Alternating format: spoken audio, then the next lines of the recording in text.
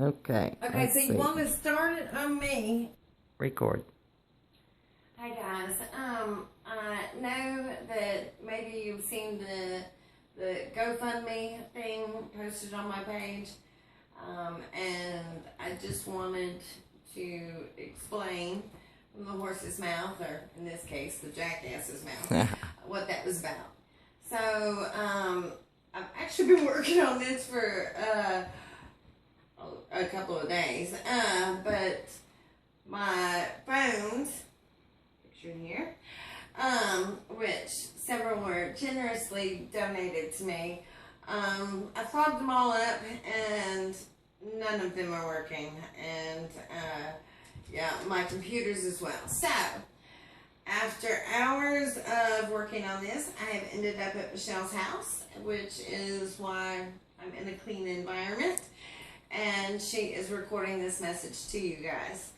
It has been way too long, and I have definitely been wanting to have conversations with all of you, explaining what's going on. So many of you have sent me well wishes and texts checking on me, and I'm so sorry that I have been unable to get back to you, and this is me letting you guys know what's going on. Sorry, I actually lose it sometimes. I lose my train of thought. So the GoFundMe thing, I did not even know it was on Facebook for a day and a half, and I was going to type out a message letting you all know, kind of explaining what's going on with that. However, most of y'all have ADD like me, and would only pay attention to half of my War and Peace novel that I would write. And like I said, I wanted to do something kind of face-to-face to you guys. So a day and a half later, after fighting all electronics known to man, I am going to tell you a little bit about what's going on. It's been a long time since I've been on Facebook, mainly since my brain surgery, which was a success. Well, it was kind of a success. It was a success, but 90% of the meningiomas that people have, they get removed, they never come back. But we all know that, yeah, I'm a special case. So I got the 10%, which fell into a different class. I was grade 2, which meant that it comes back in 2 months to 2 years. So I did radiation in January of 2015, and unfortunately the radiation, my tumor was right here, and the radiation knocked out my pituitary gland, which is right behind here. You've got a thyroid side and an adrenal side, and it knocked out my adrenal side, and I no longer make adrenaline, which is what makes your body do everything. So from January to June or July, I just thought I was tired from the radiation, and turns out that's not so. I ended up at a endocrinologist and found out that I no longer make adrenaline, and since then I have been taking adrenaline. So I just pick up my bodily functions at CVS now. Adrenaline does make everything in your body go.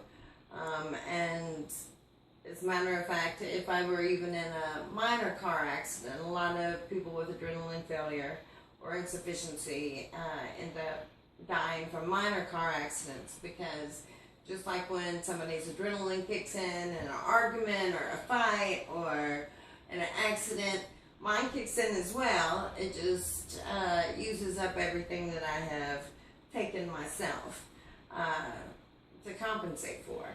So every 8 hours I need to take adrenaline. I now wear a very beautiful metal alert bracelet to let people know that I need to have that. But unfortunately it makes me very tired, and I sleep anywhere from, I don't know, 10 hours to 72 hours straight. My headaches continue, which actually serve me now. Every 3.5 hours, my headache medicines wear off. I'm up and I am awake for the 8 hours to take my adrenaline. And I've got my girls up here in Madison, which I am ever so grateful for, to stay on top of me, check in on me, and make sure that I have taken it.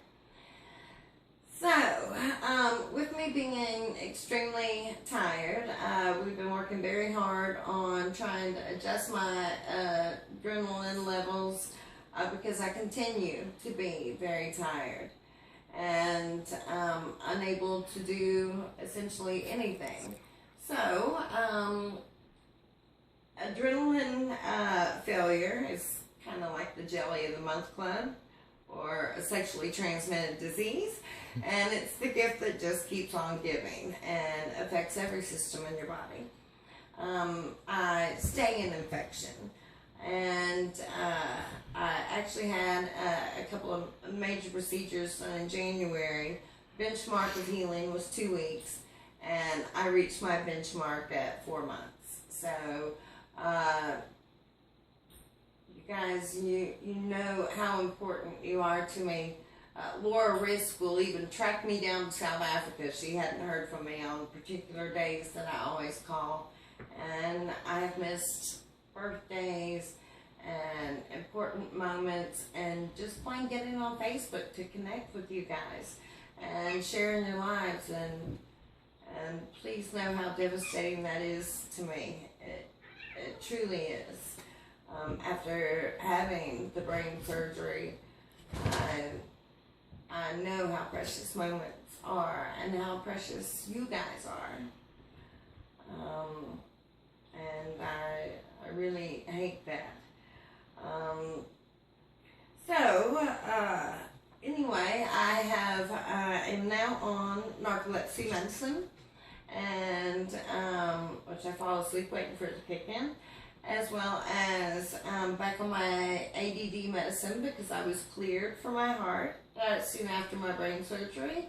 And it's only been in the last 2 months where we doubled my narcolepsy medicine and quadrupled my ADD medicine, which is just straight amphetamines, that I have had any consistent days of being up for more than 6 hours at a time. And for every 6-hour day that I participate in, I am out for a couple of days to pay for that.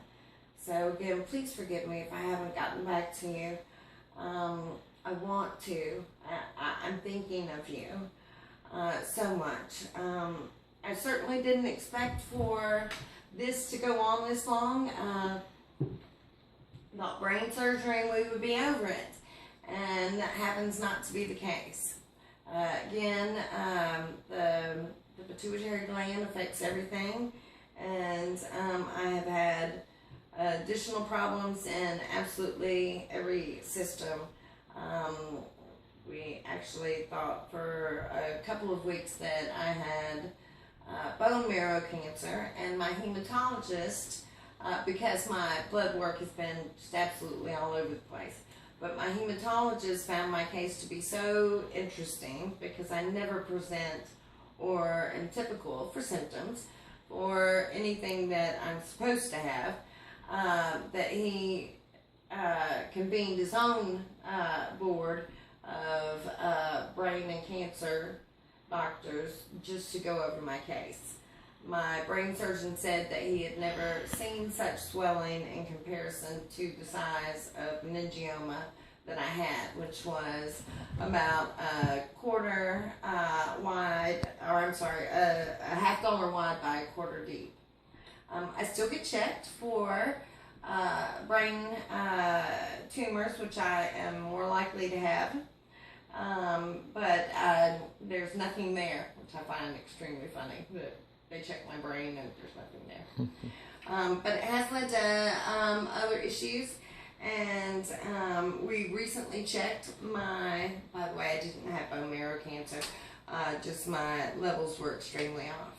As a matter of fact, I was 1 point away from diabetes my AKC level, A1C level, was off, and we just randomly did a CT scan to check my adrenal glands down here, which you have above your kidneys. And at that point, we were just seeing how much my adrenal glands had shrunk, and they had not. They did not shrink. One is normal size, the other one has a thickening of the walls and has some tumors off of it. But we backburnered that, which my back burner is absolutely full. But we backburnered that. But in the meantime, they also noticed that I had my aorta was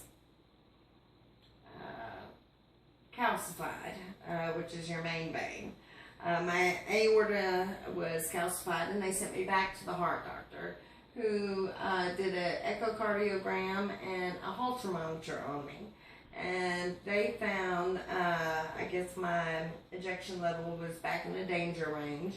And within 10 days of my first meeting of him, I did a TEE, which is where they scope you and put the scope down there to actually look at your heart, because they have found, non-related to the pituitary gland actually, that my heart valve doesn't close all the way. So I am regurgitating and sucking back in the blood into my heart. And I will heretofore refer to that as my mud flap. I was actually, after my 3-day of getting used to it, I was actually glad to hear it, because one of the major side effects of that is it would explain my heart failure, which I'm back in, and it would also explain the extreme fatigue, because after being on narcolepsy medicine and the amphetamines, seriously, I mean, I could power Studio 54 for a month now, and I'm still not awake.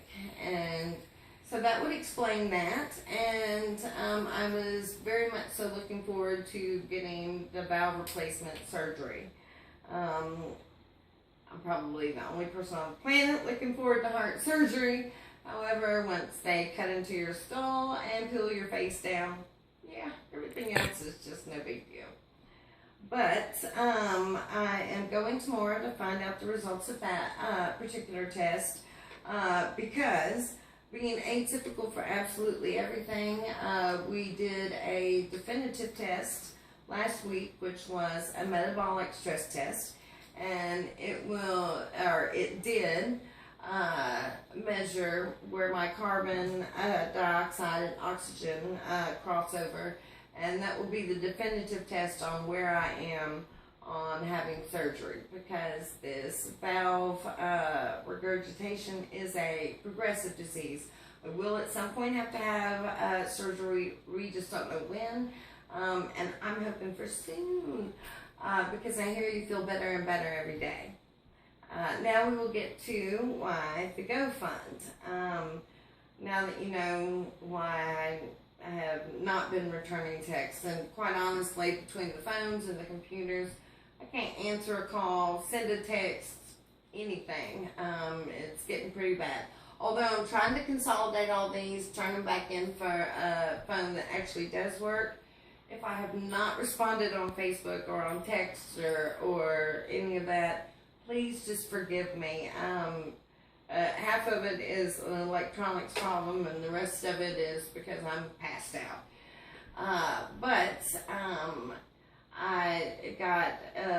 I never expected this to go on this long, and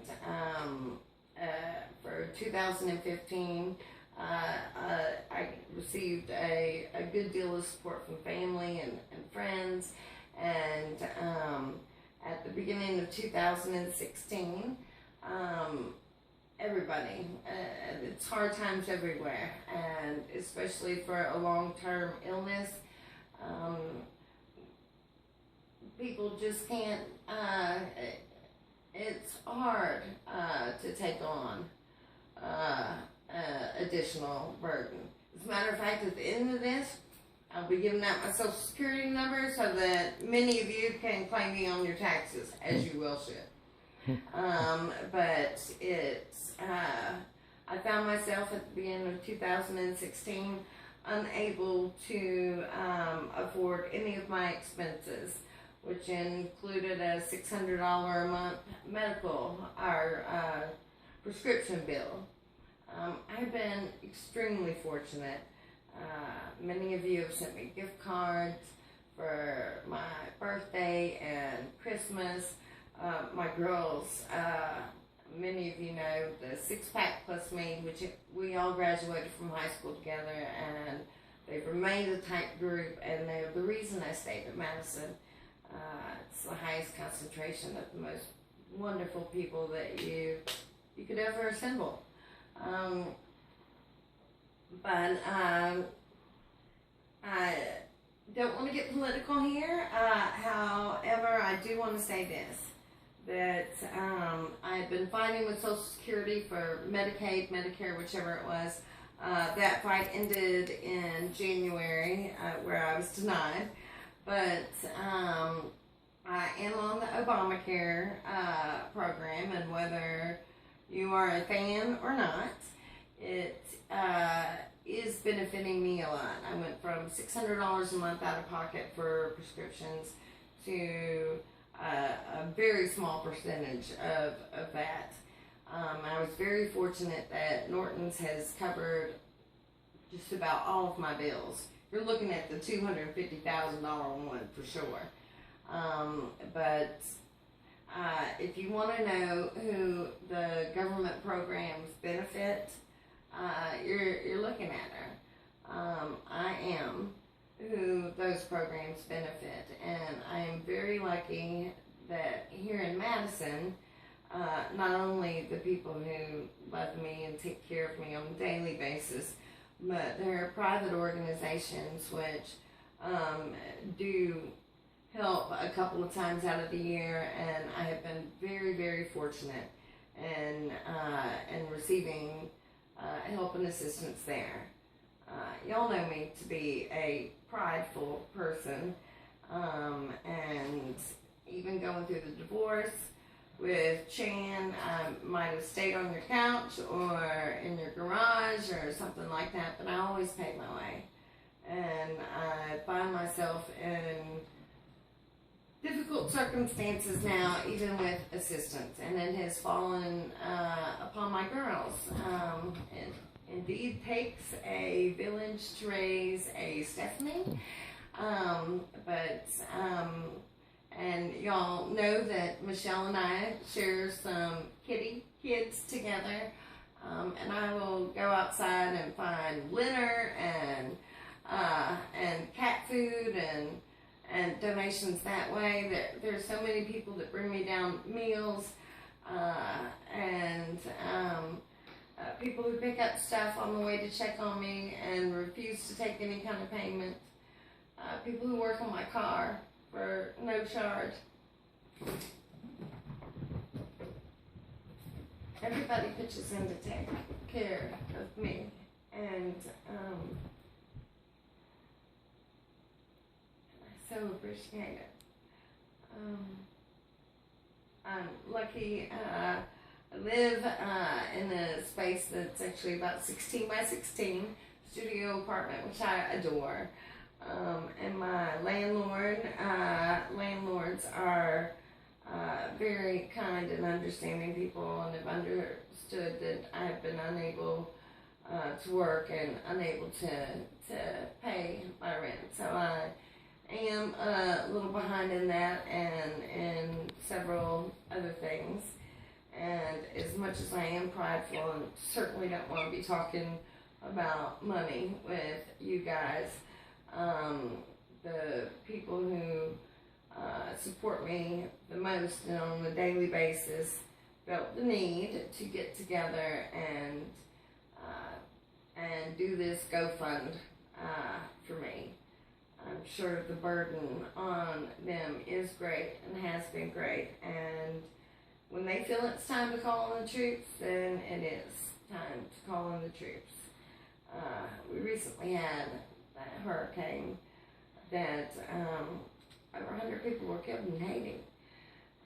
I was lucky to hear from my Charleston people that nobody suffered significant property damage and everybody's safe, and I'm so grateful for that. But there are people out there so less fortunate than myself, and if you want to donate, or if you donate to them, that is, they were in so much more need than I am. That is so true. I'm very fortunate, extremely fortunate. If you can and want to donate to this GoFundMe, thanks guys. I learned around my brain surgery to try to be gracious and accepting help instead of stubborn, which is very difficult for me. But thank you, and please know that if you don't donate, everybody's got so much going on, and kids and expenses and all that stuff. It is in no way a measure of our friendship, whether you donate or not, what you donate or not. It's not a measure of our friendship. Just as I hope that you understand that my not being able to be in touch with you as much as I would like, or at all sometimes, is in no way a measure of how much I'm thinking about you guys, loving you guys, and missing you guys. I could go on, and you know that I could. But for right now, I just wanted to sign on. I just wanted to sign on, let y'all know what was going on my page. Hear it directly from me, and to say thank you. Thank you for all of your prayers and well wishes, and if I have at all gotten to see you or start a text or receive a text, I'm lucky enough to know that that what's really important to me is the moments of y'all's life and of my life, and I get to share with you guys. And I'm working really hard to get back to that, because I'm missing it. I'm missing out on what's most important to me. And if you made it all the way to the end, I don't know, I wish I could send you like a peppermint or give you a gold star or something. Thanks for listening to me, Rainbow. Know that I love you, and I appreciate you, and I miss you, and I'll talk to you soon. Peace out.